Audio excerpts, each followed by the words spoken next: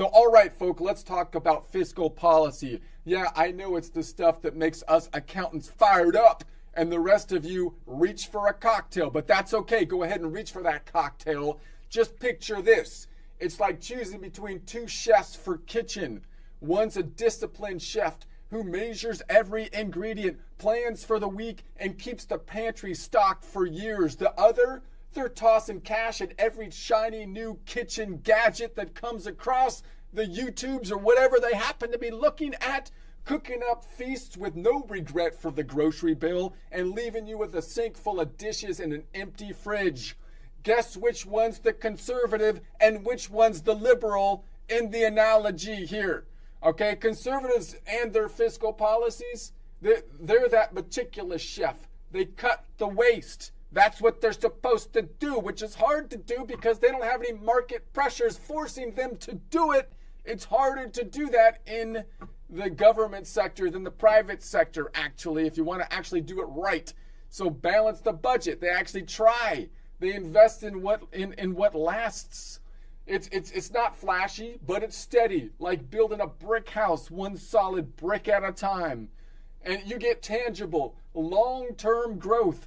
Jobs that stick, markets that hum, and economy that doesn't wobble like a Jenga tower in a windstorm. Security you can feel, prosperity your kids can inherit. Is everything even? No. But is everybody better off? Then yeah, sure. Liberals, they're the reckless chef, spending like they've got Gordon Ramsay's budget but none of his restraint.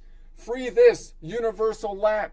Let's fund a dozen new programs. It's a party until the credit card declines. You can see it is dumb from the outset. They're just buying. We're just gonna buy you a bunch of stuff. It's like two divorced parents trying to spoil the kid by who can buy the kid more stuff. They're gonna mess the kid up, doing that's not the way to do it. So their big spending ways lead to bankruptcy faster than you can say deficit. And here's the thing. Conservatives can be upfront about their plan because they know it actually works. So they can actually be honest. They say tighten up now, thrive later. No smoke, no mirrors. It's just straight facts and logic. Liberals, however, they've got to spin a yarn because deep down they know the numbers don't add up. They know they're shysters, for crying out loud. It's like promising a 5-star meal while serving instant noodles. If you take the 5-star meals and the communist is offering right now, you will end up living on less than noodles, most likely. It's just a matter of time. So this won't spike inflation. Spoiler, it does spike inflation. Both sides deliver tangible change. Tangible change, sure.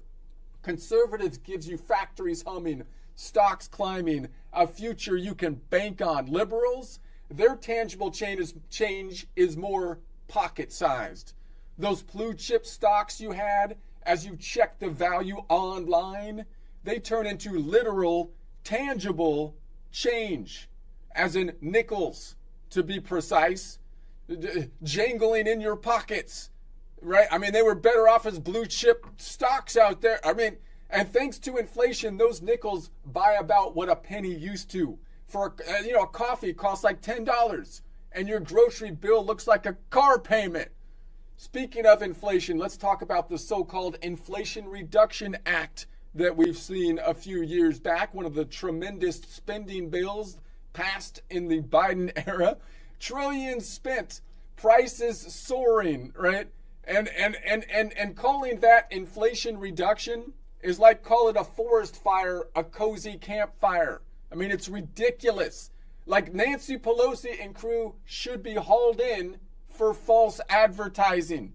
But this is the kind of thing they do. They're still doing it, and people are still falling for it.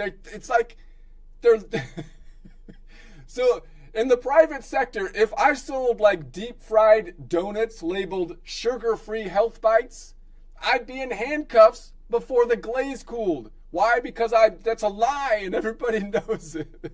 So the FTC would be all over me and I'd be teaching nutrition class in jail, for crying out loud.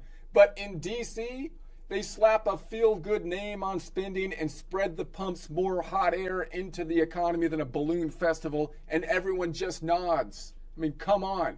If they're going to lie, at least they can make it fun. Call it like Unicorn Prosperity Act or something like that.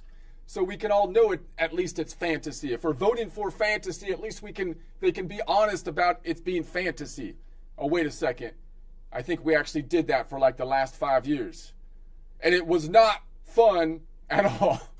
So folks, when you're picking your economy chef, go with the one who plans for tomorrow, not the one blowing the budget on today's party. Because when the bill comes to tangible, literal change liberals provide, those nickels in your pockets won't buy you much.